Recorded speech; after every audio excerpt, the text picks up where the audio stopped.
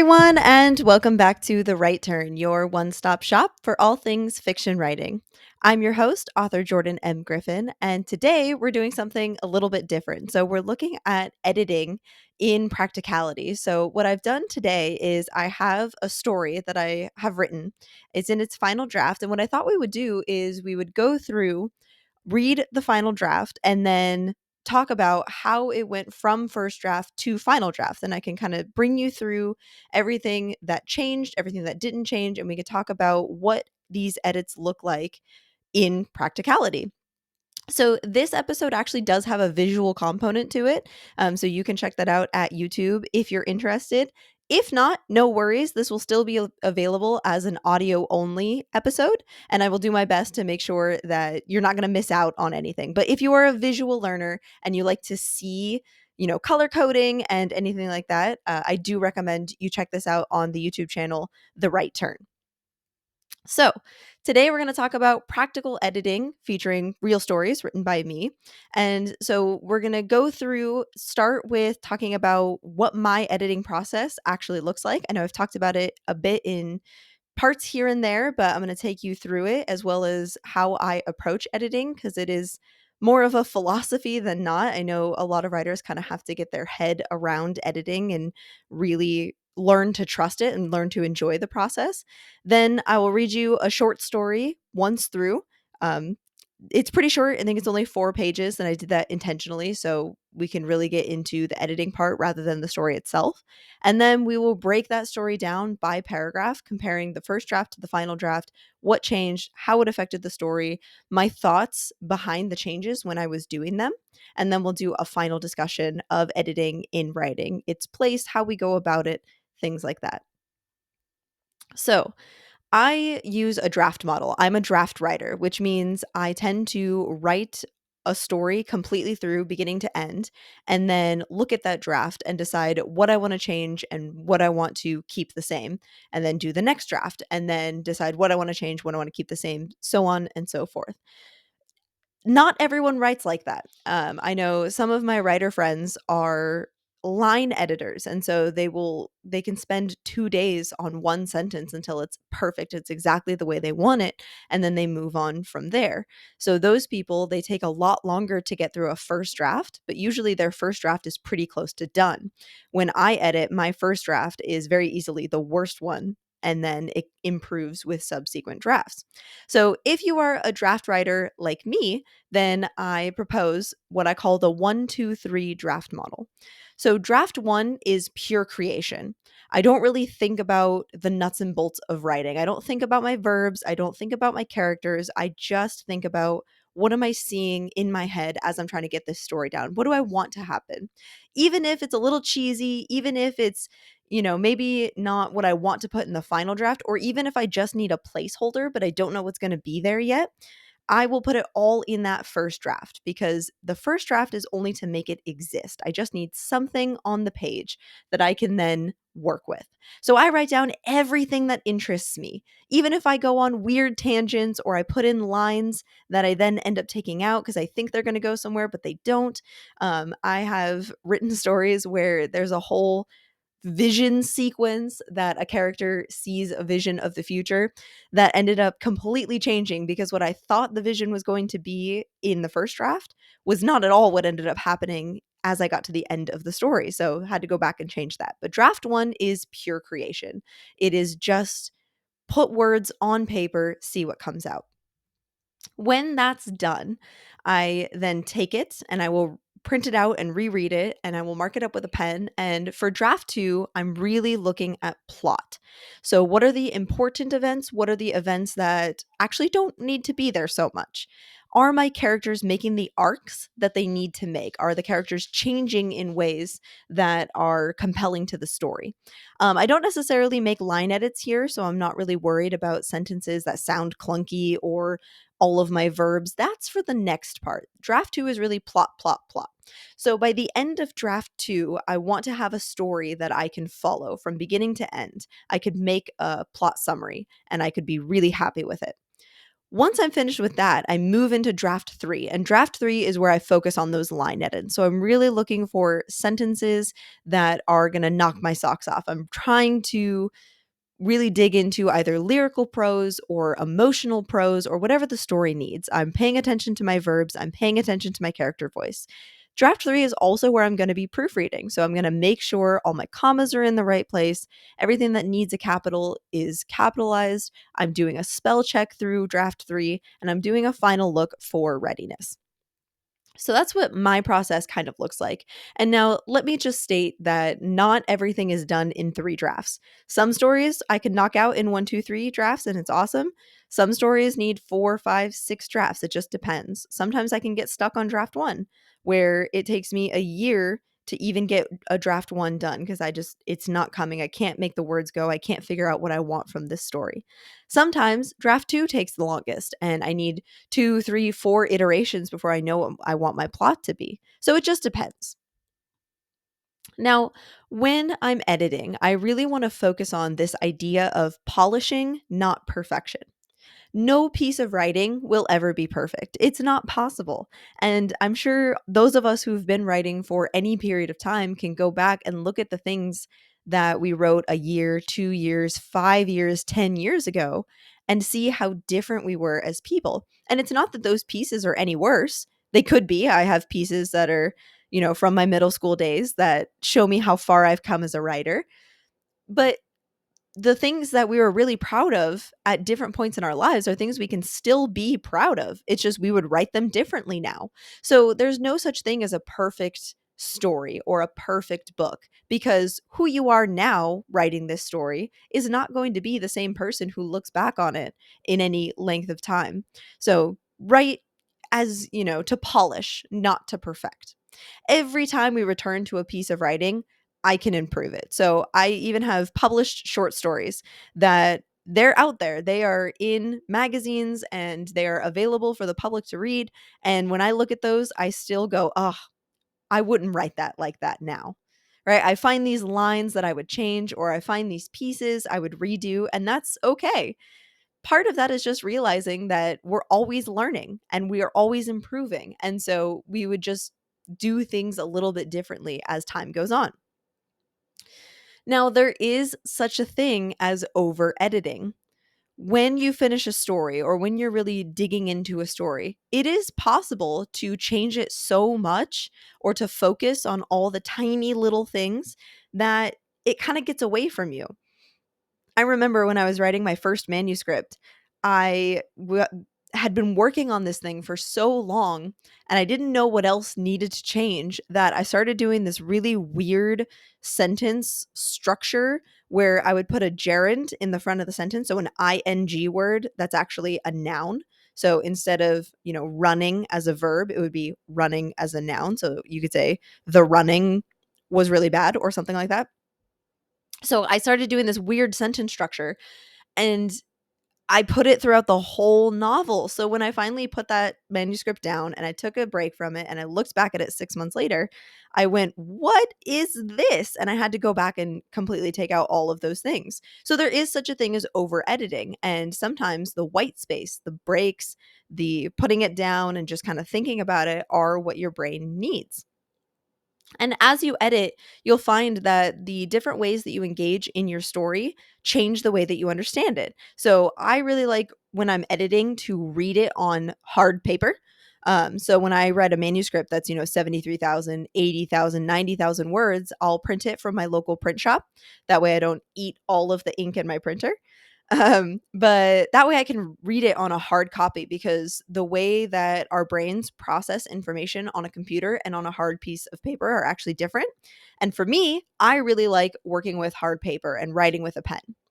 Now, when that's not working, when I've read my manuscript so many times and I just don't know what to do anymore, sometimes it's nice to listen to it.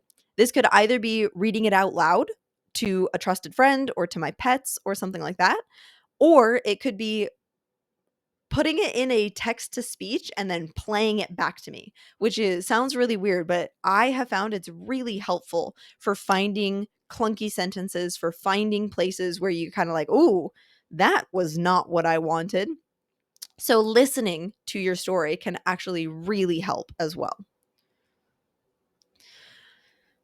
And lastly, with the editing process, is getting other eyes on a piece of paper. So, beta readers, as we talked about last week, are essential, I think, for making sure a manuscript is everything that you want it to be.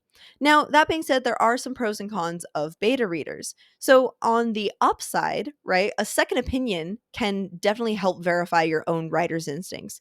Are the parts you think are working actually working? Are the parts you think are clunky actually clunky? That can only be answered when you give it out to other people and get their feedback on it. I've gotten to the point now in my writing where I can usually identify the parts that aren't working. But sometimes I'm wrong. Sometimes the part that I'm so frustrated with and I just want to give up and I don't think it's working, I give it to somebody and they go, "Wow, no, that's great. That's not a problem at all." So, getting a second opinion can really help to one, get out of your own head, but two, shape your authorial instincts, making sure that you are in tune with the writing the way that your readers are. Readers can also identify any confusing parts, and that's kind of the main thing that I use beta readers for.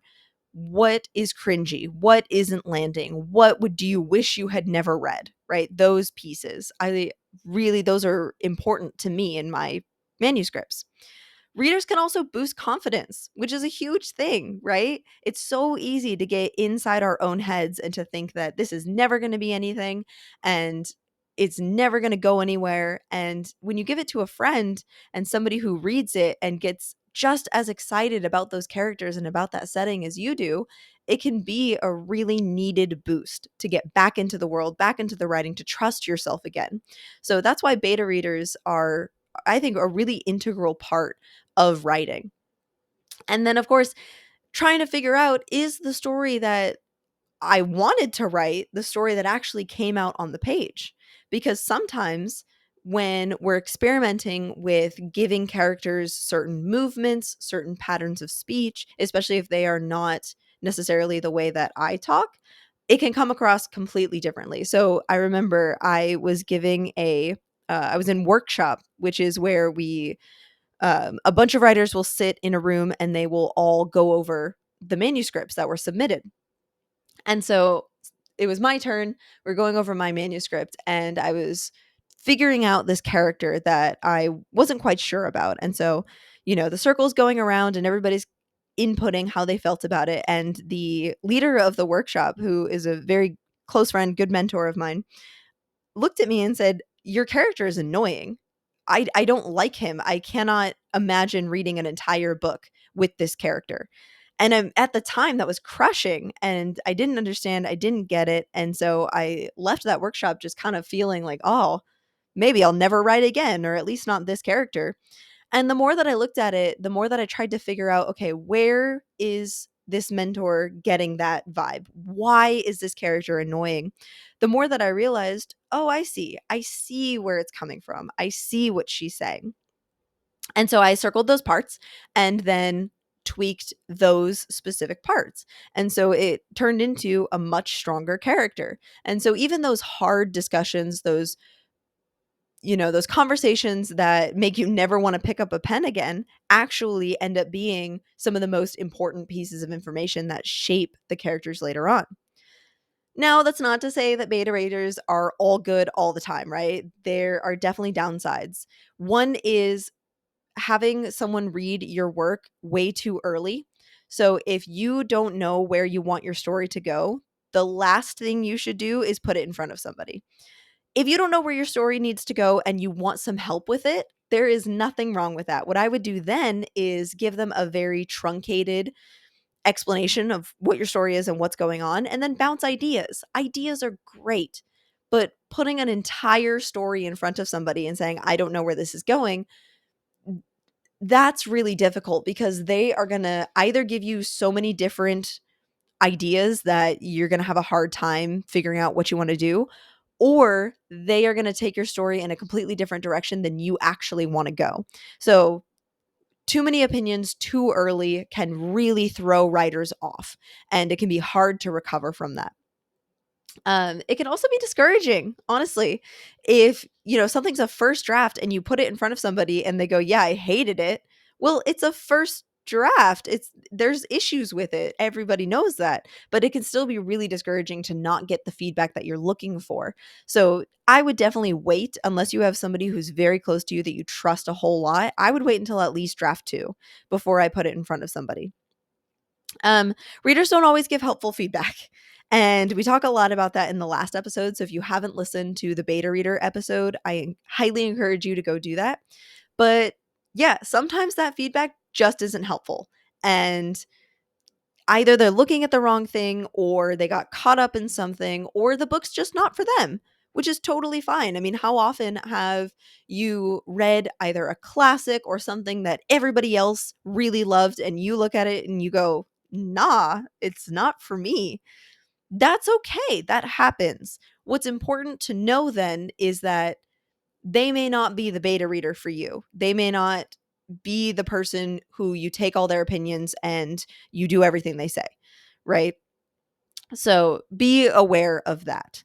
Um, Another downside of beta readers is when they're right, but it's a huge edit. This happened to me in my third semester of my MFA. My advisor was kind enough to look at all 260 something pages of a manuscript that I was working through. And I was telling him, I was really excited about it. I thought I knew where it was going. I had a pretty good handle on it. And he read it and he comes back and he says, "Well, you have no through line." And I said, "I don't know what that means. What are you talking about?" And he says, "Well, there's nothing for your character to want. They're just kind of moving through all of these scenes and they're reacting to what you're putting in front of them, which is fine, but I don't know what your character wants." And the more that I read it, the more that I went, "Oh, no, he's right." And so that is an entire that's a rewrite. That is going back and every single scene, every single sentence almost trying to figure out what this character wants. And it ended up being for the best. I think I know where I want that book to go now. I think I know how I want it to exist, but it took me about a year. And so, in essence, that instructor or that advisor, as much as I love that advice, knocked me out of writing that manuscript for a year. And then different readers can have wildly differing opinions. And so that's just something that we have to learn to kind of figure out and say, okay, whose opinion do I trust? Whose opinion do I weigh more heavily than others? And that's just something that you have to assess for yourself and for your own writing. Okay, so this is the part where we are going to do a read through. So I have a short story here, and like I said, it's about 4 pages. It's pretty quick. It's going to take us about 8 to 10 minutes to get through. So what I want you to be thinking about is this is a final draft. So this is not the first draft. This is not the second draft. This is a final draft. This is a draft that I have submitted to magazines. I'm willing to put in front of people. So I don't want anybody to think this is just what comes out of my fingers whenever I sit down at a computer. That being said, it's totally okay to think, okay, how would I improve this? What are the pieces that still feel like they're not quite there? What are the pieces that are great and that we should definitely keep as we move through? So this is called Coma Berenices. I met Zoe in August, a month that couldn't make up its mind what it wanted to be. She swept into our dorm with a single box in hand, 8-inch records she had no way to play. When I asked about them, she grinned and said she'd spin them on her fingers if she had to. I told my friends about her, and they warned me not to trust girls who tried others on like jewelry. Though I tried to heed their warnings, against Zoe I was helpless. She pulled me in like no one I'd known, and I couldn't resist the way she looked at me with the deepest eyes. Eyes that had seen empires rise and fall and had watched the stars when they danced across the universe for the first time. I must have pined after her far more obviously than I'd like to remember, but she treated me as nothing more than a friend. At first, I tried to accept her terms. I even went out for ice cream, invited by a boy from the frat across the street with soft hands and a voice like guitar strings. But he wasn't Zoe, and soon enough I convinced myself I could wait for her on my own. When she brought other girls to the room and wasn't shy about the way she held them, admitting them to a part of herself it seemed no one else could know, I wished I'd never met her. I hated those girls for a long time. I fell hard for her in October. We went for a walk together, so late into the night that time had no meaning anymore. Zoe had broken it off with her latest girlfriend and was more upset than I'd seen her in a while. As we walked, she'd stop abruptly on the sidewalk and lean down to press her palms into the heat left over in the concrete. She likes summer best, she'd say, and smile a little bit, and I'd smile too. We wandered toward the quad, the part of campus that had a large expanse of green, and where, on lucky nights, we could lie down and name the constellations that were not chased away by the city lights. The grass was wet when Zoe lowered herself onto it. She laughed but sank down anyway. I didn't want to get my shirt damp, didn't want to feel it stick to my back and seep cold through my skin, but Zoe looked up at me and reached out a hand, and there was no other choice then. I took her offering and tried not to notice when the dew leached through my thin running shorts. There were no stars out when we kissed for the first time. Our first fight didn't happen until December. I had begun to feel like something more than just another of Zoe's passing interests, had almost let myself become safe in the twin bed we shared in her room.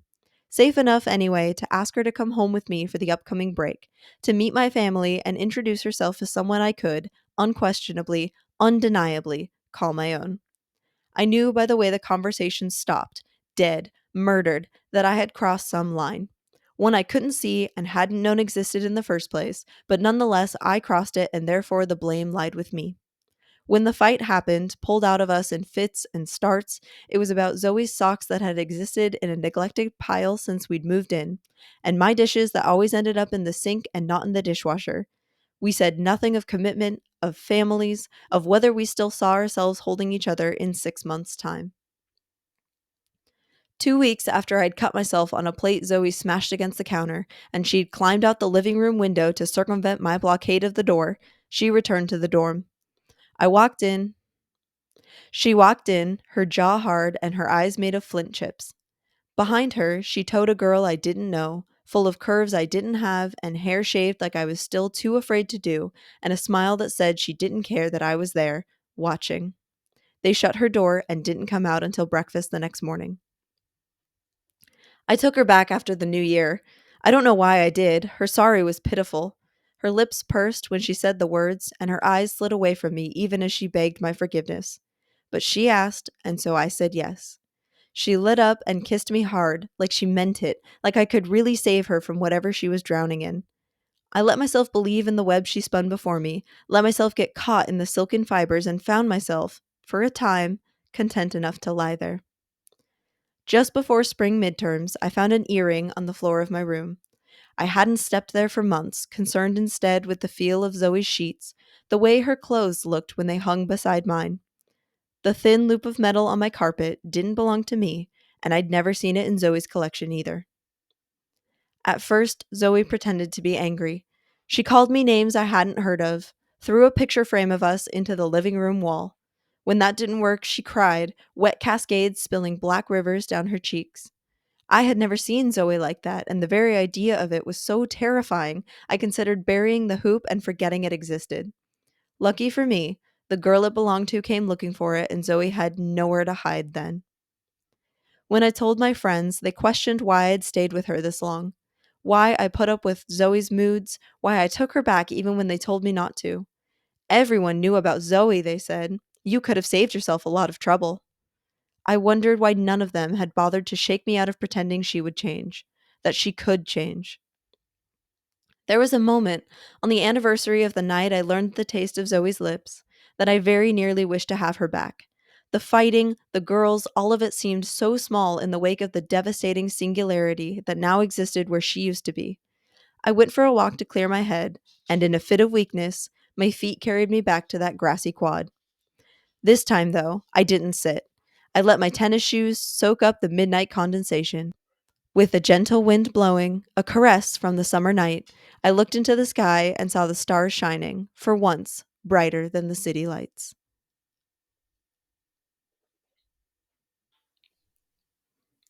Okay, so that's the story. So now let's look at what changed between the first and final drafts. So, what I have here is the first draft is going to be on the left side, and the final draft, the one we just read, is going to be on the right side. Now, I didn't read through the first draft because I don't think it's as helpful to read a whole first draft and then a whole final draft and try to keep track of what changed. Instead, I'm going to go through these changes one by one. So, the first bit, you can see the order changes. Zoe and I met in August. That's how it first started. That's the first line that I ever wrote for the story. On the final draft, though, it changes. I met Zoe in August. So there is more agency, and this is one theme that you'll see throughout the edits is that the narrator, this I person who's never named, she becomes much more present in the story. Less of a this happened to her and more of this, she kind of took her life apart piece by piece and was totally fine with it. So, the second sentence, I remember because it was a month that couldn't make up its mind what it wanted to be, just like us. That's the first draft. A little clunky, I thought, when I wrote it. A little clunky, just like us. That part, it's a little don't explain your metaphor, right? That's a piece of advice I heard all the time. There's no need to explain your metaphor. So in the final draft, that's exactly what happened. I dropped the just like us. It became I met Zoe in August, a month that couldn't make up its mind what it wanted to be. And I liked that. I liked keeping the metaphor because August for us here where I live in California, it is a hot month and then it gets real cold sometimes. So some years August is 113 the entire time. Some months August is weirdly 75, 80. So that's where that metaphor came from. Then in the first draft, I have this entire sentence. Here I have it outlined in red. And a reminder, if you want the visual component, I will link the YouTube video in the description of this podcast episode so you can see what I have here. So I have this entire piece that gets taken out. So here's what gets taken out. Lost in the dance we wove around each other, we shifted like the clouds in the sky. One moment I smiled at Zoe over vegan ice cream, and the next I stood at Casey Tannerman's party realizing the lipstick on her mouth hadn't been there when she left our dorm. So there's a lot to break down there. There's a lot that I was trying to pack in, and I can tell that I am explaining things to myself as I'm writing this sentence. So Zoe's vegan, right? That there's the vegan ice cream. Casey Tannerman is a now named character, and then Zoe has lipstick on her mouth that hadn't been there when she left the dorm. So that implies something might have been going on with someone else at this party. Well, I noticed as I was moving through the draft, as I got to the end, this party never comes back up. No one talks about Casey Tannerman. No one talks about anything that might have happened there. So having this really specific sentence actually doesn't help the story because it draws the reader's attention to something that I just never bring up again. In a different story, maybe that would be a really cool place to go. But for this specific story, that wasn't what I was going for. Instead, I needed to introduce Zoe in a way that kind of captured what the narrator was seeing in this person and why she was kind of so different than anybody she had known. So, what we get in the final draft is instead of any party, instead of anything like that, we get this sentence. She swept into our dorm room with a single box in hand, 8-inch records she had no way to play. When I asked about them, she grinned and said she'd spin them on her fingers if she had to. So that tells us a lot more about Zoe than that whole sentence that I took out, right? Because, okay, she listens to old records, but she doesn't have a way to play them. So this kind of hints at Zoe's very opportunistic nature that she'll take advantage of people, right? And she doesn't mind using other parts of people or finding what she needs in other people. That's kind of her defining character trait. So she has this box of records but no way to play them, and then she has this super charming way of deflecting the main issue, which is essentially what the problem with the relationship between the narrator and Zoe is, right? What it ends up being. So I like the final draft much better because it keeps on theme, right? The sentence in the original draft doesn't necessarily keep on theme. So, oops, sorry. So then we have this sentence in the first draft. Actually, I'm just going to read the whole paragraph. So, in the first draft, we have this paragraph. Of course, I should have known what I was falling into was dangerous. I knew not to trust girls who made habits of using the people around them like jewelry, girls who like to try others on before discarding them in the back of a drawer. But Zoe pulled me in like no one I'd known, and I couldn't resist the way she looked at me with the deepest eyes, eyes that had seen empires rise and fall and had watched the stars when they danced across the sky for the first time. So there's again, it's a really dense paragraph. One of the themes that you will see in this editing process is that everything gets cut back.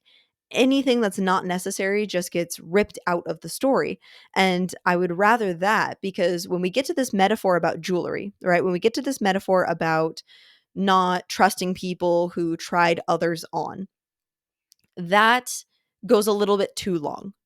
So girls who like to try others on before discarding them in the back of a drawer, that part gets cut, because it's enough. It's enough just to say, don't trust people who try others on for size, right? We don't need any more than that. It also is a little bit too aware. So in the first draft, the narrator was very aware that what she was getting into with Zoe was bad and was not going to be healthy for her. But that doesn't make sense. Why would you do it then? If you know it's a bad and you shouldn't be doing this, why would you do it? And people do things that are bad for them all the time. So of course there's an explanation for it. But I think the final draft is where we really see why it's happening. And I think that is what the changes really come down to is, does it do a better job of explaining what is happening here? So in the final draft, here in this first line, we get the introduction of friends. I told my friends about her, and they warned me not to trust girls who tried others on like jewelry. So this again brings agency back into the narrator. So in the first draft, the narrator doesn't have the agency. She knows it's bad, but she does it anyway. Right? In the final draft, the friends are warning her, so she fully is aware. She has people telling her not to do it, and it's her choice now. So it is moving the choice of the narrator into the forefront of the story.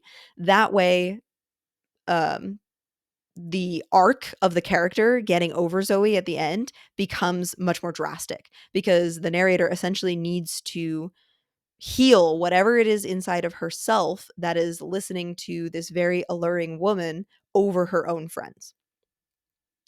So then the green here at the bottom is the last sentence. You can notice the last sentence doesn't change at all, right? She looked at me with the deepest eyes, eyes that had seen empires rise and fall and had watched the stars when they danced across the universe for the first time. I wrote that line and I was like, that's it. The story's done. There it is. That is really the crux of this story, is that Zoe is such a intriguing character. So this line implies that Zoe is a lot older than, she first seems. So it's kind of evoking this vampire-esque romance. This is not a supernatural story, even a little bit. Zoe is a person. She's, 22 in college. But the line here is kind of giving this weight to Zoe, this gravitational pull. And that is what the narrator is intrigued in. What the narrator cannot escape is this kind of, Zoe knows everything. Zoe has done everything. Zoe has done things that she can't do. And that is really what the narrator can't let go. So that's why this stays the same. All right, next little bit. So after that, I have a line in the first draft that I cut completely. So the line is, we tiptoed around each other for 2 months. And the reason that I cut that completely is I don't need it, right? Because I have another timestamp where I fell for her in October. So we go from August to October. So I don't need this 2 months. I don't need to tell the reader every single little thing. So I don't need that line. Cut it. It's not doing anything. The next line is the same. I must have pined after her far more obviously than I'd like to remember, but she treated me as nothing more than a friend. That doesn't change. So what changes is in the first draft, it is very, again, I'm explaining things to myself. So these are not the prettiest sentences.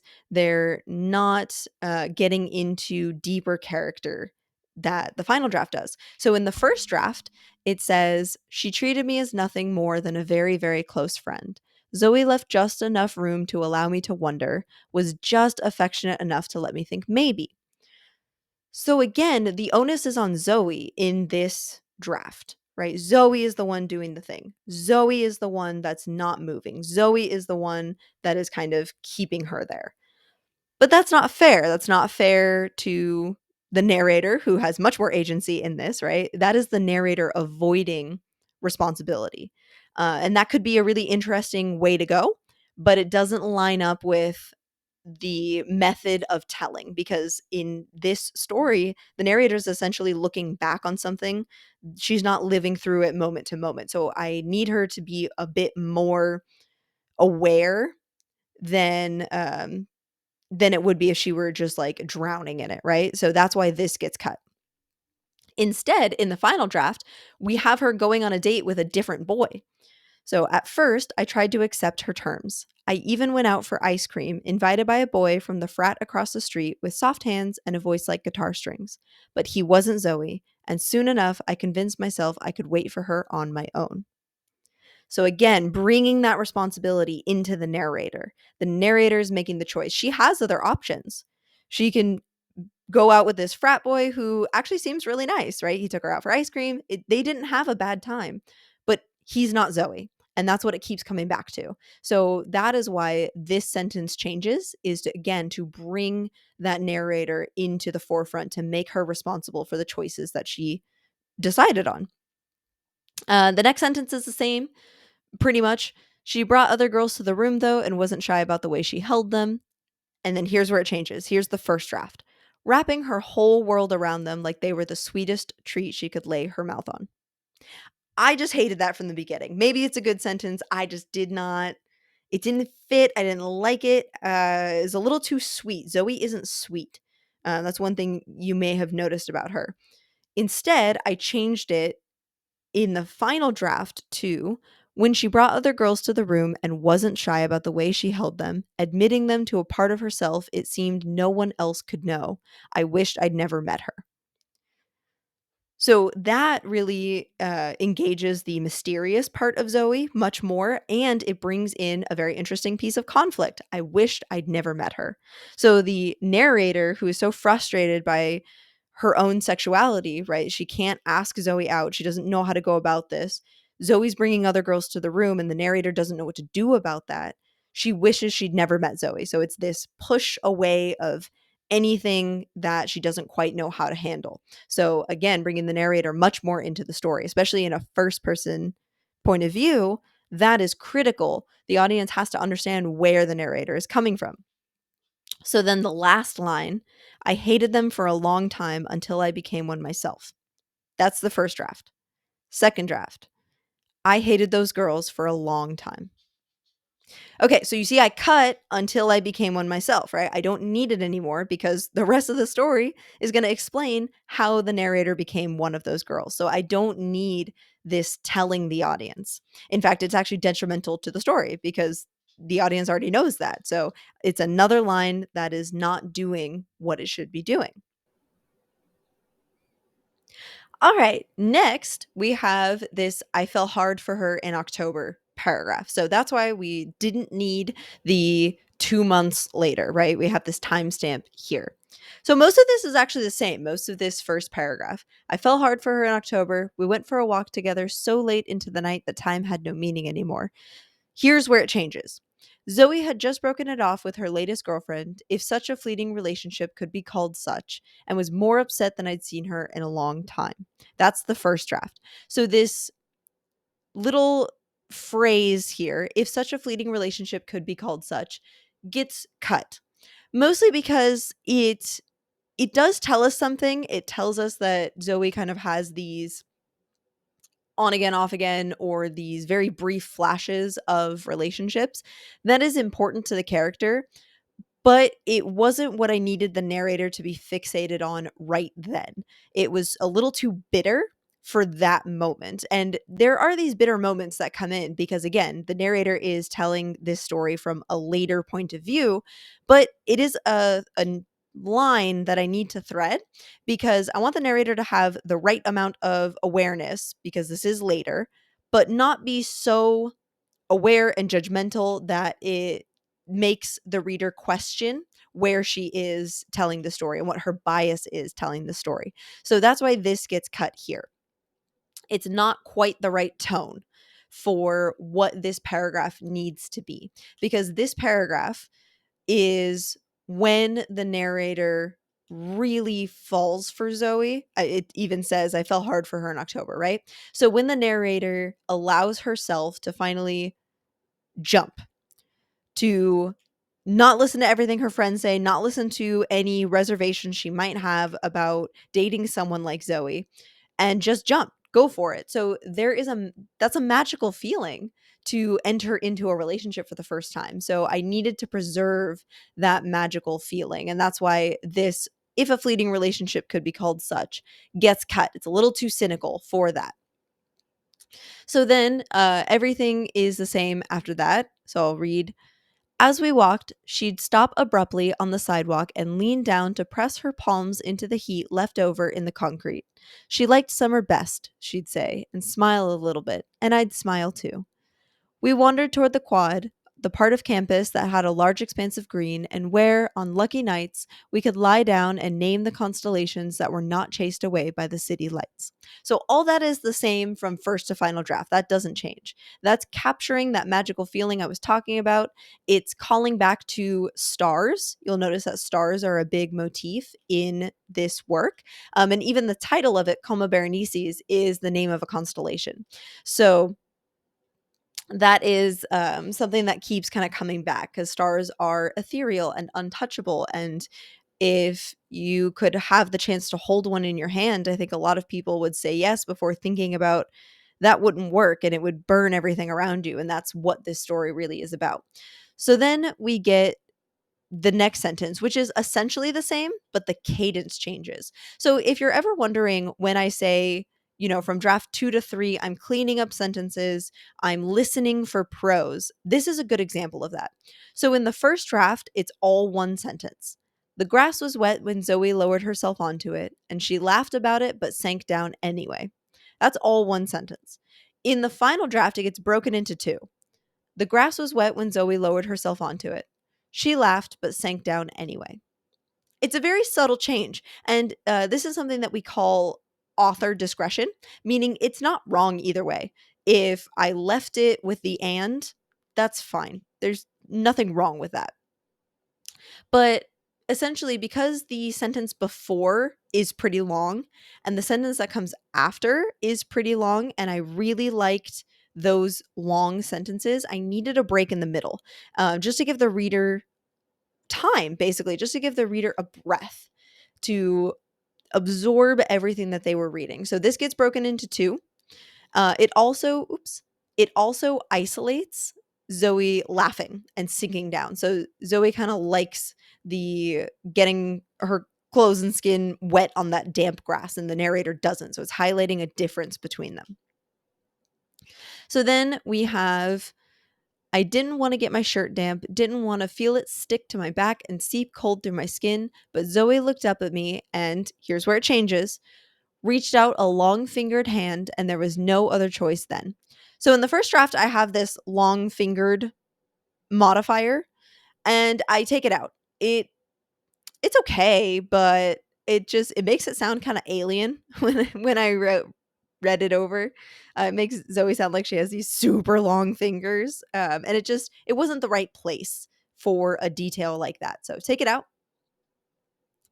Then, next sentence, I took her offering and let her lead me down and tried not to notice when the dew leached through my thin running shorts. So you'll notice in this first draft, I have this let her lead me down. And again, it goes back to the narrator is not taking responsibility for this moment. She's saying Zoe is doing it. Zoe is leading me down. Not necessarily. Zoe reaches out a hand and the narrator takes it. And we could frame it with all of this really flowery prose, which is what the narrator does, right? She says there was no other choice then. I took her offering and tried not to notice when the dew leached through my thin running shorts. For all she can say there was no other choice then, there is. There's always a choice because this is a person who has agency, who is in a position where she could walk away if she wanted to. And that is the crux of the story. She can walk away and she's not. So that's why this "let her lead me down" gets taken out, because it's not doing what I need. It's not placing the conflict where I need the conflict. In the first draft, you can see that a lot of the conflict was coming from this anger at Zoe. And the more that I sat with it, the more that I realized the narrator is angry at herself. She is angry that she fell for this. She's angry that she let it get so far. So the anger was misplaced in the first draft. And you see it over and over again, right? Every place where the anger is at Zoe, it gets redirected in the final draft so that the anger is at the narrator herself. And then we have this sentence that doesn't change. So there were no stars out when we kissed for the first time. And the reason I highlighted it in green here is because that sentence again goes back to this idea of stars. So the stars are covered when she first engages with Zoe, when she first enters into this relationship. And that is mirrored when at the end, when she finally is just by herself and has gotten through this relationship, the stars are shining brighter than the city lights. So it's a kind of a moment of clarity, right? Right now, there are no stars out. It's either cloudy or the city lights are just obscuring them. So that's a thematic line. Okay, this one is long, so we'll go through it bit by bit. So this happens just after their first fight.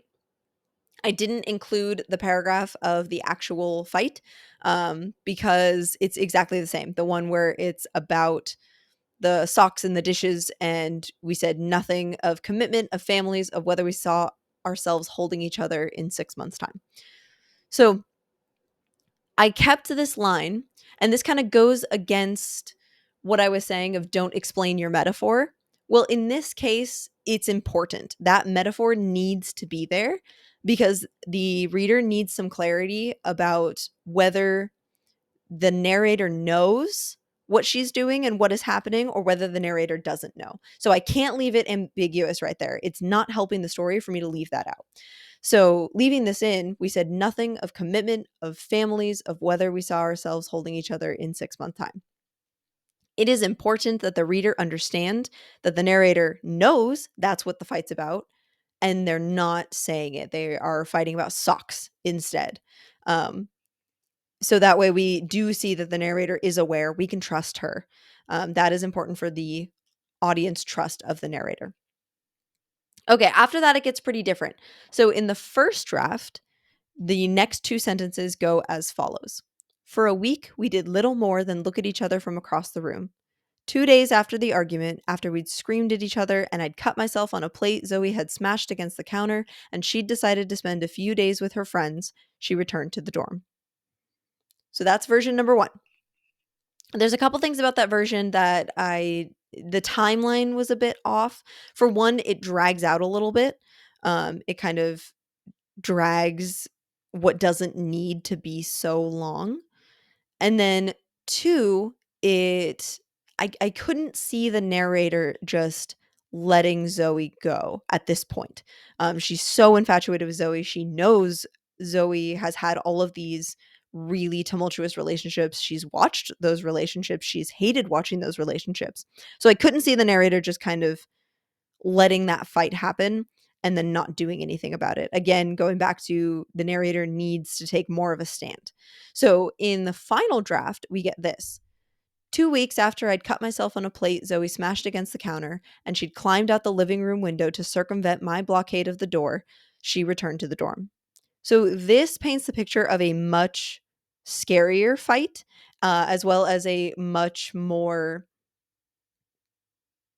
intense argument. So if you have a fight where afterwards you're just not talking to each other, that is different than plates getting smashed and someone blocking the door and somebody else climbing out a window. There's a lot going on there. And so it's creating the chaos that the narrator lived through.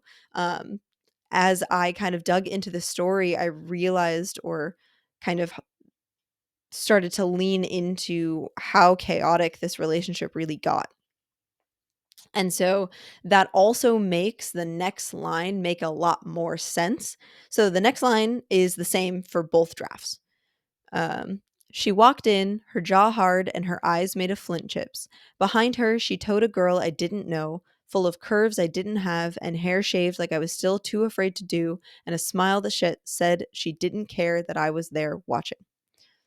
So in the first draft, where the argument is just them yelling at each other and then they don't talk and then Zoe leaves, right?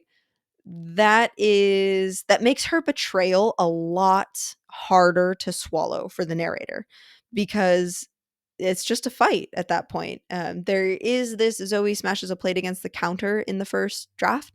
So there is that moment, but it's not escalated to the same place that it is. In the final draft, the fight is so intense and so bad. Zoe climbs out of a window and then comes back with another girl. So it is the emotions are much higher, and that is why the infidelity becomes almost forgivable. It's not at all. It's not forgivable. It's not okay. It's not meant to be okay. But it makes more sense why the narrator would justify it to herself than in the first draft.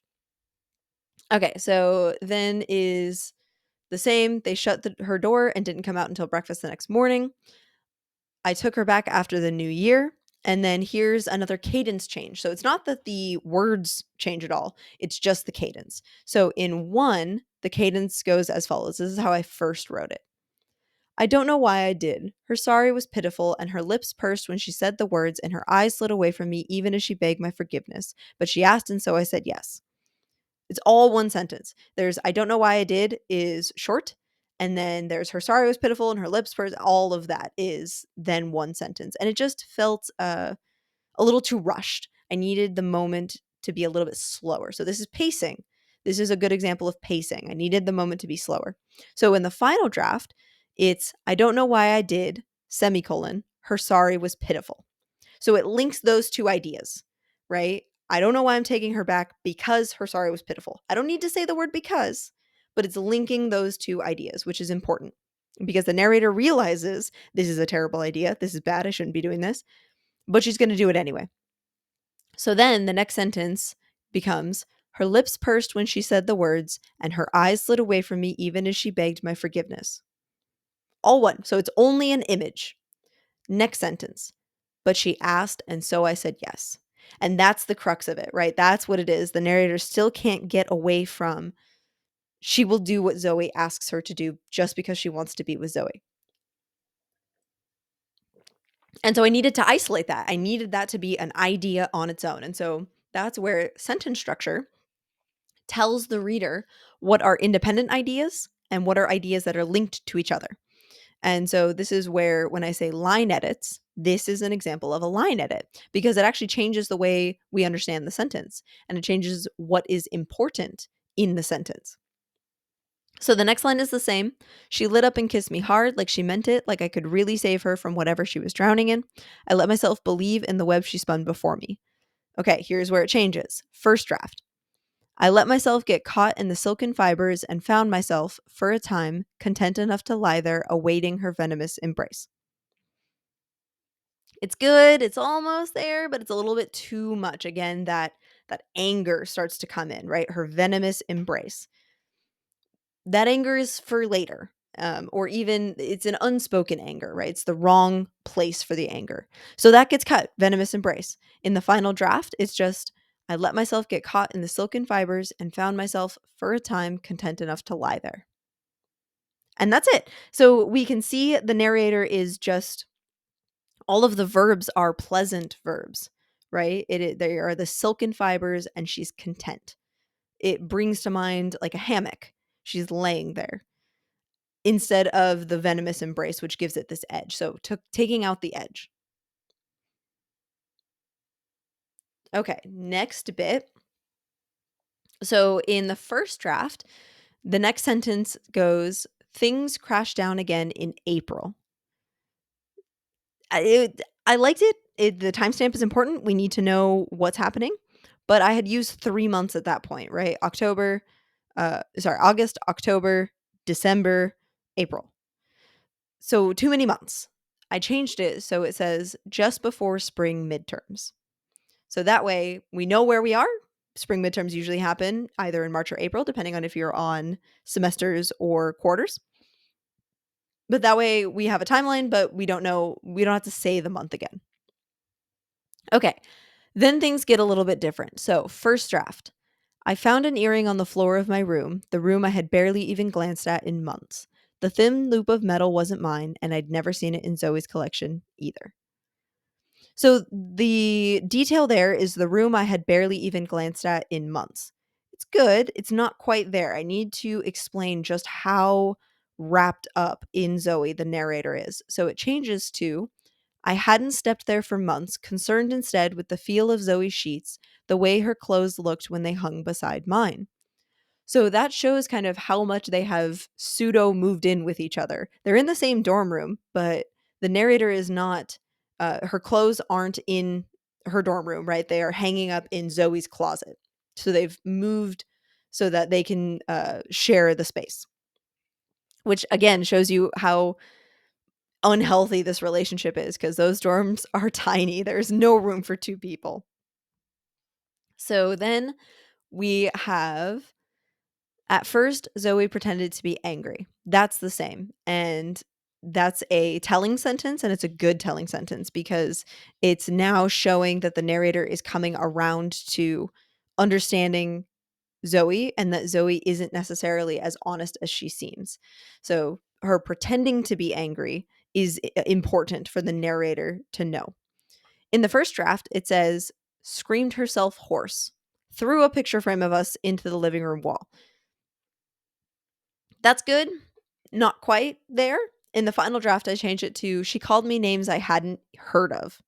So this implies now that, um, again, Zoe is that more experienced, older, been around the block type of character. So this is again an homage to that, but now it is not romanticized. It is not this the empires rose and fall in her eyes. It is I'm being called things I don't even know what they mean, but I know that by the way she's saying them, they're not good. So it is again exaggerating the difference between the narrator and Zoe in their experiences. But now it is a negative. So we're starting to turn the arc. We're starting to go on to over the crest of the arc, and the narrator is becoming who she is at the end of the story. So then the next part is the same, and I'll jump to after they break up. We have this. When I told my friends, they scoffed at me and questioned why I'd even stayed with her this long, why I put up with Zoe's moods, why I took her back after she'd so blatantly flaunted her comfort with infidelity. Everyone knew about Zoe, they said. You could have saved yourself a lot of trouble. It's mostly the same, but it's the after she'd so blatantly flaunted her comfort with infidelity, it's a little too much, a little too in the face. I needed it a little bit more subtle for the tone. So what I changed it to is why I put up with Zoe's moods, why I took her back even when they told me not to. So we're bringing in the friends again. We are implying that the narrator has talked to her friends about what happened, and they, rightfully so, said, "Girl, get out of there. Don't know what you're doing." And now that it has ended, she's coming back to her friends. And this is a struggle that anybody who's been in a relationship that they should have gotten out of sooner, whether that be um, abusive or otherwise, or just a relationship that they couldn't leave for whatever reason, know that sometimes your friends hate you for it. And it sucks. It sucks to have that conversation, and it sucks to have to look at your friends and know that they're disappointed in you. So that's why I added this in, is it was important to show kind of outside of the narrator and Zoe at this point. She's starting to broaden her horizons again. So remember, we had friends at the beginning and then they disappeared. That tends to happen in very intense relationships. And so now that the relationship is ending, she's broadening back out into friends. Okay. Oh, that was the last one. Alrighty. So that has been revision in practicum. I hope that you enjoyed it. Feel free to go back. Feel free to listen a second time. It's a lot. Like I said, if you want to see the visual component, because I have all of this written out and color coded, I will link the YouTube video below where you can see everything, because I know I'm a visual learner. If you are too, then feel free to go there. Um, as you are editing, remember it's a process. This is not going to happen overnight. This story certainly did not happen overnight. I think this story went through 4 or 5 drafts before it got to the final one. So don't think that your story needs to be perfect, amazing, exactly like you want it the second you start typing. There's a journey that happens. Always remember polishing, not perfection. And my advice is when you are going through and polishing, choose 1 or 2 things to look for. So as I was doing my drafts, I would think, okay, where are her friends? Are her friends where they need to be? Is there anywhere I can add her friends? Is there anywhere I can take her friends out? It was usually adding in friends. And so I would do that. And then that would be the next draft. And then I would say, okay, the narrator is a little too angry at Zoe. She needs to be angry at herself. How can I go back through and make that happen? So choose 1 or 2 things to look for whenever you're editing. Don't try to edit for every single thing that you had an idea for. And then lastly, share. A lot of these edits, a lot of these ideas came from other people looking at this story and saying, I don't know, I think the narrator's a little too mad at herself. And then a light bulb went off in my head and I went, "Oh yeah, no, I totally get that." So, um, yeah, sharing is a good thing as long as you trust the person you're sharing with. And of course, you can always share here. You can share, um, send an email to rightturn@gmail.com, and I would be super happy to take a look at anything that you're working on. So that concludes our editing and practicum. Thank you so much for listening. Thank you for coming along on this journey with me. I hope this talk was helpful to you. Share it with anybody you think would be interested in watching an editing process or learning more about the editing process. Otherwise, I will see you guys next time. I hope you have a great day. And if it's not a good one, I hope that the next one is better. See you next time.